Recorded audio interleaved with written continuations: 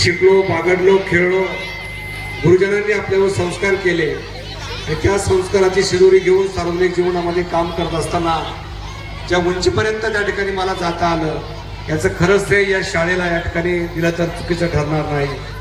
त्यावेळेला आम्हाला मिटकरी गुरुजी होते, मौलवी गुरुजी होते, थोरात गुरुजी होते, रसाळ गुरुजी होते आणि त्यावेळेला आपल्या गावचे माजी सरपंच स्वर्गीय बबनदादा भालेराव यांचं रेस्टिंग दुकान इथं बाजूला असायचं.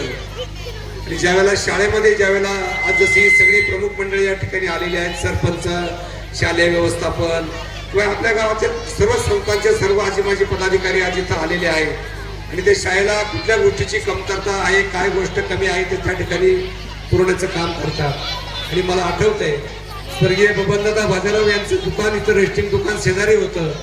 शाळेला कुठल्याही गोष्टीची गरज पडली तर गुरुजींनी त्या ठिकाणी दादांकडे जायचं. दादा त्यावेळेला सरपंच पण होते आधीच्या काळामध्ये. दादांकडे जायचं, दादांनी शाळेला जे काही कमी असेल ते त्या ठिकाणी ग्रामस्थांच्या माध्यमातून पुरवायचं. मोठं योगदान त्या कुटुंबाला सुद्धा आपल्या शाळेसाठी त्या ठिकाणी राहिलेलं आहे. विशेष उल्लेख करावा लागेल की पटाडी मळ्यामध्ये असलेले बाळकृष्ण रानू घोडे, सकाराम रानू घोडे आणि त्यांचे सर्व कुटुंबीय यांची बाजूला जी जागा आहे आणि त्यांची वाडगी या ठिकाणी असायची. त्यावेळेला ज्यावेळेला सुरुवातीला शाळा आपली मंदिरामध्ये चावडीमध्ये भरायची आणि लोकल बोर्डाने निर्णय घेतला की शाळेची इमारत बांधायची, त्यावेळेला जागा नव्हती. तर घोडे परिवाराने ही मोठी जागा त्या काळामध्ये वाडग्यांची जागा आपल्या शाळेला उपलब्ध करून दिली. आणि मग जिल्हा लोकल बोर्डाने 1952 मध्ये 6 खोल्यांची भव्य दिव्य अशी इमारत त्या ठिकाणी उभारली. जीवन शिक्षण मंदिर हे त्या शाळेला त्यावेळेचं नाव होतं आणि तिच्या भिंतीवरती सन 1952 असा सुद्धा उल्लेख त्या ठिकाणी आपण सगळ्यांनी पाहिला. शाळेनं आपल्याला भरपूर दिलेला आहे. शाळेमधून शिक्षण घेऊन गेल्याच्या नंतर आपल्या गावामधील अनेक लोक जी वेगवेगळ्या क्षेत्रामध्ये त्या ठिकाणी त्यांनी उत्तुंग कामगिरी करून दाखवली. पण माझं मत असं आहे, शाळेने आपल्याला भरभरून दिलं, पण शाळेसाठी आपण काय दिलं याचं सुद्धा आत्मचिंतन करण्याची त्या ठिकाणी गरज आहे. शाळेला 100 वर्ष शाळेला पूर्ण होतात आणि हा शताब्दी सोहळा आपल्याला पुढच्या वर्षामध्ये या शाळेमध्ये गावामध्ये मोठ्या प्रमाणात भव्य दिव्य स्वरूपामध्ये संपन्न करायचा आहे. पहिल्या टप्प्यामध्ये आपल्या माजी विद्यार्थ्यांची एक सभा या ठिकाणी बोलावली जाईल. त्या सभेला किमान 200-300 माजी विद्यार्थी किमान उपस्थित राहतील अशी त्या ठिकाणी अपेक्षा आहे. आणि या उपस्थितीमधून एक माजी विद्यार्थ्यांची समिती स्थापन करायची आणि त्या समितीच्या माध्यमातून वर्षभर आपल्या गावामध्ये या शाळेसाठी वेगवेगळ्या प्रकारचे उपक्रम त्या ठिकाणी राबवायचे. त्याच्यामध्ये शाळेमध्ये ज्या व्यक्तिमत्वाने पहिला प्रवेश घेतलेला आहे, नामदेव राणूजी गाडगे, त्यांच्या कुटुंबामध्ये त्या ठिकाणी शोध घेऊन त्या व्यक्तिमत्वाने पहिली शाळेमध्ये प्रवेश घेतला. त्यांच्या कुटुंबाला या ठिकाणी बोलून त्यांना सन्मानित करायचं.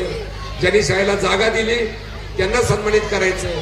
आणि जे विद्यार्थी या शाळेचे या भारत मातेची सेवा ज्यांनी केली किंवा स्वतःच्या कर्तृत्वाने ज्यांनी वेगळ्या क्षेत्रामध्ये उत्तुंग कामगिरी केली त्यांना सन्मानित करायचं. असे वेगवेगळ्या प्रकारचे उपक्रम वर्षभरामध्ये त्या ठिकाणी आपल्याला राबवायचे. त्याला मोठ्या फंडाची किंवा निधीची त्या ठिकाणी सुद्धा आवश्यकता आपल्याला भासणार आहे.